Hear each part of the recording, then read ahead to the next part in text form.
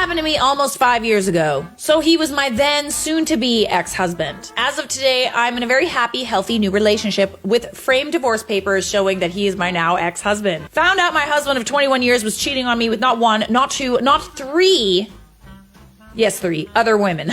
So I moved him to the status of soon-to-be ex-husband by taking the kids, moving out, and filing for divorce. We stayed civil for about 2 weeks while we decided how to divide up property and visitations. I took almost everything in the divorce. Both kids, his trucks, the pets, the house, everything down to the rolls of toilet paper in the bathroom. The few things I let him keep were the things that were given as gifts by his parents, clothes, and a few pieces of furniture. Here's where the revenge part comes in. When I learned some details about his cheating, I found out he had some of his women over at the house while they were active in my bed. So the furniture I let him have was at one time our bedroom set, including the king-size bed with mattress. My reason behind this is that I didn't want the bed he had other women in, and I was going to make it known that it was at one time our bed. So the day he came with a moving truck, I had the bed all made up with the clean sheets, etc. But under the fitted sheets and memory foam topper, I'd taken an extra wide red Sharpie and wrote, "This bed purchased at insert name of furniture store in the year 19 blah blah blah." I made sure I got the exact date. "And was slept on, made love on, changed diapers on, etc., etc. by insert my full name, who was married to insert his name on insert date of marriage." I wrote this all very large and bold on both sides of the mattress. He had paid movers loading all of his stuff, so he did not see the mattress until it was delivered to his new place. And of course,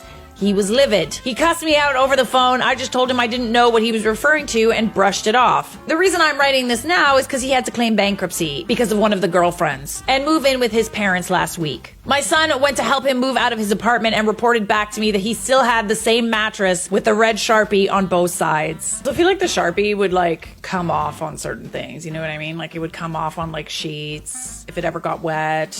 Divorce? Revenge. About a year ago, I was in the midst of a divorce. We were trying to be amicable about it. Due to financial reasons, we decided to remain living in the same household during the divorce process. Not recommended at all. I was planning on moving after we had paid off a couple of bills. We agreed to live separate lives in separate bedrooms while under the same roof, but had one rule for each other. Do not bring a date over and giggity in the house. I thought it was just common courtesy during an uncommon living situation. During the summer, we had a large storm that knocked out the power in most of our area. A massive heat wave, 95 degrees Fahrenheit, followed. We were lucky as we still had our electricity during this time. My soon-to-be ex-husband had just started dating someone new. She had no power and was sweltering in the heat wave. In an attempt to be nice, to show that no hard feelings were abound, I told the ex that if she was dying, he could have her over to enjoy some glorious air conditioning. A small point for clarity, I work nights, thus I sleep during the day. I woke up one afternoon to find the ex and new girl pulling up in the driveway with an overnight bag in hand. Okay, I guess she's spending the night too, I thought. No matter, I had to go to work that night. The ex was horrified that I was home and awake. What did he expect? The new girl was rude when I introduced myself. I gave her the benefit of the doubt because, hey, the ex-wife is there in her pajamas. They went upstairs and I went downstairs to give them some space, remembering our rule of no giggity whatsoever. How naive and stupid I was. We didn't really speak to each other the rest of the awkward evening, and I went on my merry way to work. They were gone when I got home in the morning. A little time went by. She didn't stop over again, but they were still seeing each other. I really don't care one way or the other. I was happy that he seemed happier, but that was about it. One night before I had to go to work, the ex was sloppy. He confessed that he slept with the new girl while I was home that night. I saw red. I'm not much of a yelling/screaming type of gal, but I let loose. He apologized. I went to work and started to scheme. He was at work when I got home that morning. I went up to his bedroom and threw back his blankets and sheets. I bounced on the bed for a while and rolled around to mess everything up. I then took a balloon, unrolled it, filled it with my under eye lotion, wow, and threw that in the bathroom trash right on top. I stashed the wrapper in the blankets and half made the bed again. We didn't see each other that day again, and I went to work that night. I got home the next morning and his car was still in the garage. Uh-oh. He was supposed to be at work. I go in the house and he's still in the bedroom. Oh, he called down to me and asked me to come upstairs. He was still in bed and looked like he'd been crying. He asked if I had giggity in his bed. I tried to look innocent, aka not laugh, and I said I had no idea what he was talking about. He stated that he'd found his bed messed up, a wrapper in the blankets, and a fun balloon in the trash. After a while, I couldn't hold it in anymore, and I told him the truth. I staged the whole thing for revenge. He broke the rule of no giggity in the house. The most beautiful thing of all, he didn't believe me. Part of our problems that led to our divorce was that he was incredibly jealous and controlling. Always thought I was cheating on him, etc. Then he stated he had his first therapy session scheduled for later that afternoon. Even better, a few weeks later he told me that new girl had broken up with him because of his issues and baggage. Subtle, but nice. Very nice indeed. Honestly, at this point, it wouldn't have even made a difference if you actually did bring somebody home. You should have just done it. You got the same reaction. I dated a girl from 2008 to 2016 when we got married in May. Things were amazing. Almost never fought, had the same goals, interests, everything. She'd always been a bit of a truth stretcher, but nothing too serious. Usually just tried to make herself look better to others. Her best friend would comment on it to me, but we both blew it off because it was never ill-intentioned. She also always had to be the center of attention. Literally refused to play Mario Party if she wasn't Mario.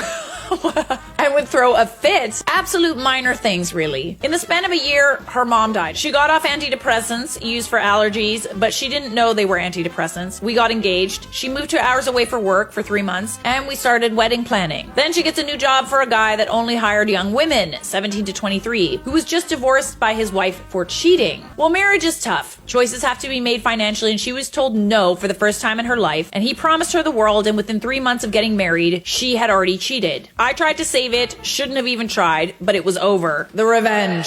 All of her stuff was in my house. I do not condone destruction of property! Clothes, furniture, everything. She left with the clothes on her back and a handful of other things. Lied about moving in with him, lied about going out of the country, lied about not having him over to our house. I got everything that wasn't explicitly hers. She had to provide a list, I had to approve, and she would let me know the exact day and time to pick up her stuff. And she was only allowed to bring her dad to help. So, I threw all of her stuff in my sunroom, safe from weather. You can get it 2 ways, through the side yard to a back door, or through the middle of the house. It was during the time of year it usually rains in the evening. Tonight was no exception. When she arrived with her dad, all of her stuff was laid out in piles in the sunroom. But I made sure all of her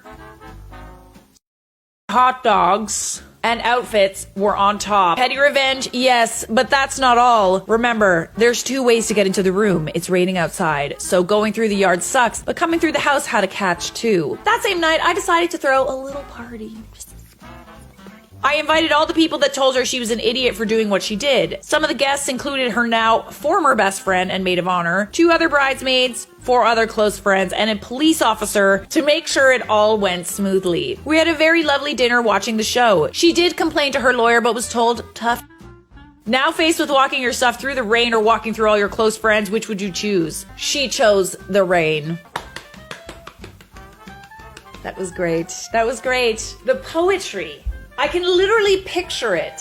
What a very visceral description of a petty revenge. Thank you for that. My parents got separated when I was 4 years old. They thought the divorce was finalized when I was 16. It wasn't. There was a mess up with the court system, and my father didn't sign the paperwork.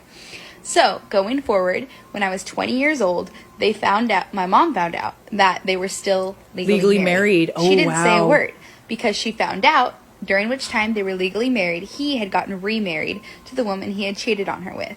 She didn't say a word. She waited until their 2nd wedding anniversary, in which she called him and her separately while they were at work and said, by the way, your marriage is void because you are still legally married to me and there's proof in your email. So she essentially waited 4 years to end their entire marriage like she ended hers. Oh my. Never react. We wait in our lairs for the perfect moment to strike.